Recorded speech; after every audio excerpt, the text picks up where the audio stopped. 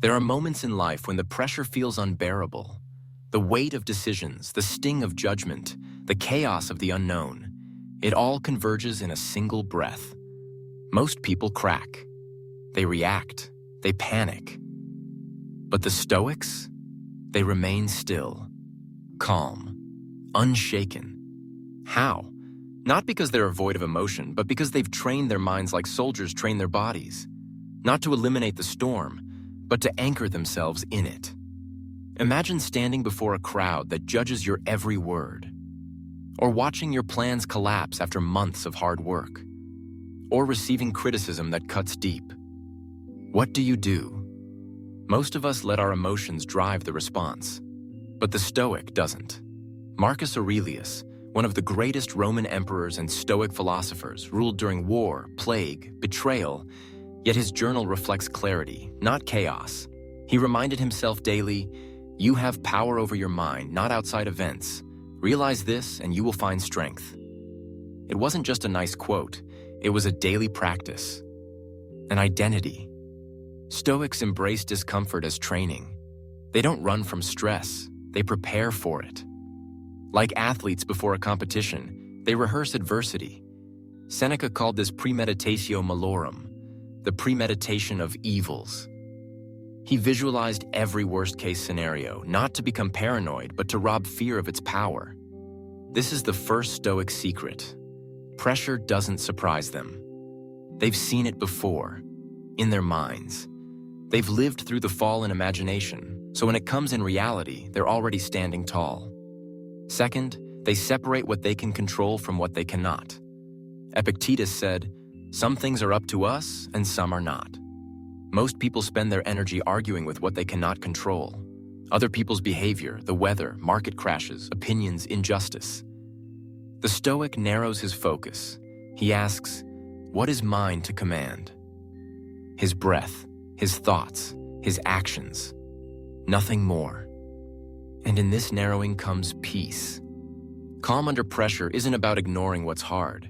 It's about mastering where you place your energy. You don't control the wave, but you do control your stance. And that's the root of Stoic calm. Discipline. You train your mind the way a soldier sharpens his weapon. You become vigilant not just in what you do, but in how you think. You don't wait until life collapses to become mentally strong. You prepare daily. Which brings us to the core of Stoic discipline.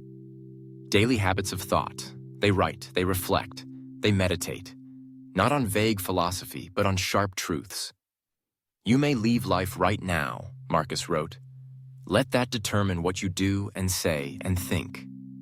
The pressure you feel today, it may be intense, but what if you greeted it not with panic, but with presence? What if, like the Stoics, you paused and asked, is this in my control? What if you breathed deeply and acted only on what is yours to command? This isn't just theory, it's transformation. And if you're finding value in this message, I invite you to like, comment, share this episode with someone who needs it, and subscribe for more grounded guidance. This space is built for those who want to grow strong, not in perfection, but in presence. Because in the end, what defines you is not how calm the world is, but how calm you can be in the middle of it. Now let's talk about breath. Not the kind you ignore, but the kind you focus on. In moments of stress, the Stoic returns to breath.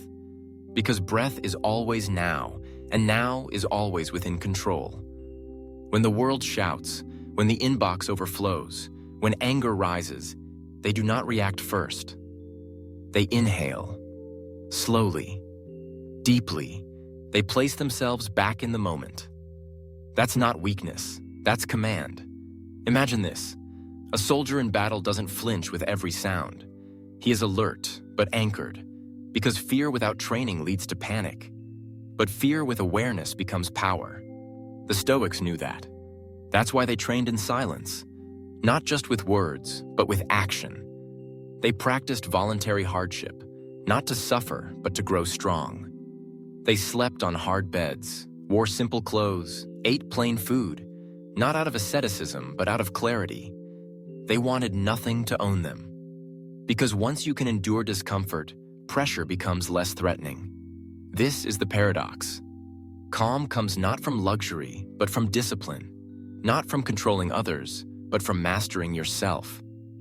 In your life, you will face pressure, deadlines, conflict, loss, fear. You can wish it away, or you can become unshakable. You become unshakable not by avoiding discomfort, but by training for it. Wake early, reflect daily, question your impulses, practice patience, delay gratification. These are not trendy habits, they are ancient strength. You don't need the world to be easier, you need to become deeper. Calm is not a personality trait, it is a choice, a training, a repeated decision to meet life as it is, not as you wish it to be. So the next time pressure mounts, pause. Ask yourself, is this in my control? Take one breath, then act, not from fear, but from your values. That is Stoic strength. That is how you stay calm under pressure, and it's available to you right now. Think about your routine. How do you start your day? Do you wake up and rush into noise, or do you take a moment to command your mind? The Stoic doesn't wait for peace to arrive, he creates it. Marcus Aurelius began each morning reminding himself, people will be selfish, impatient, unjust. That wasn't pessimism, it was preparation. He disarmed the day before it began. Pressure becomes panic when it catches us off guard. But when you rehearse your principles daily, your mind stays ready. Your body may feel the chaos, but your mind doesn't belong to it. You choose your response, even in crisis, especially in crisis. This is where modern life gets it wrong. We chase comfort, ease, soft moments, but then life punches us and we crumble. Why? Because we train for comfort, not for reality. Stoicism reverses that. It says, let me train my mind for the hard stuff, so that when life brings it, I've already endured it in spirit. And that's what makes calm powerful. It's not passive, it's built. One breath at a time, one thought at a time, one choice at a time. You can build it too. No matter how reactive you've been, no matter how overwhelmed you feel. Start now, with one breath, with one reminder. I only control what I think and do. The rest? Let it go. This is how Stoics stay calm, and how you can too. Now pause and reflect. What if calm was your default, not your reaction? What if pressure didn't push you but revealed your strength? That's the Stoic path. You don't need ideal circumstances. You need internal clarity. Pressure is not the enemy. Reaction is. And reaction comes when you forget your power. So remind yourself over and over again that your mind is yours. You are not what happens to you. You are what you do with what happens to you. The Stoic rewrites every moment through this lens. He sees the insult but chooses restraint. He feels the pressure but chooses patience. He experiences fear but chooses action. And through this repeated choice, he builds calm. Not because he's numb, but because he's disciplined. That's the word we return to, discipline. Without it, emotion leads. With it, values lead. You don't need to eliminate your feelings. You need to master how you respond to them. That's the Stoic secret. Not to feel less, but to lead more. And leadership always begins with the self. So when pressure rises, become still. When anger flares, become quiet. When things fall apart, return to breath. This is your power. Not in changing everything around you, but in standing firm within it. That's calm. That's Stoicism in action. That's the discipline that changes everything. So today, choose calm on purpose. Don't wait for life to give you peace. Create it. In your breath, in your words, in your discipline. Choose presence over panic. Choose reflection over reaction. Remember, you are not alone in this pursuit. Every Stoic, every disciplined soul has felt what you feel. The tension, the fear, the pressure. But they chose to respond, not react. To live by principle, not impulse. You can too. It doesn't take perfection. It takes practice. Each breath, each pause, each act of self-command is a brick. Brick by brick, you build a mind that doesn't collapse under stress.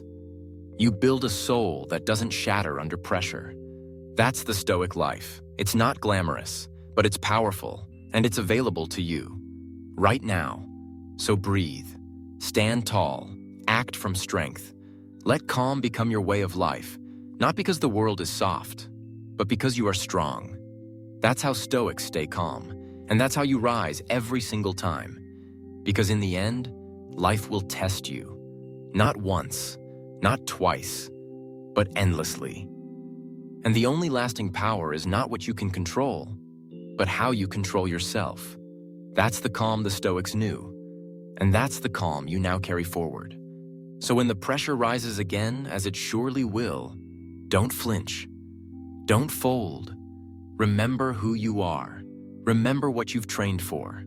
Be still. Be steady. Be stoic. And in that stillness, you will find your greatest strength, not in force, but in calm. The calm you've earned. The calm that carries you forward. That is how Stoics stay calm under pressure, and how you will too.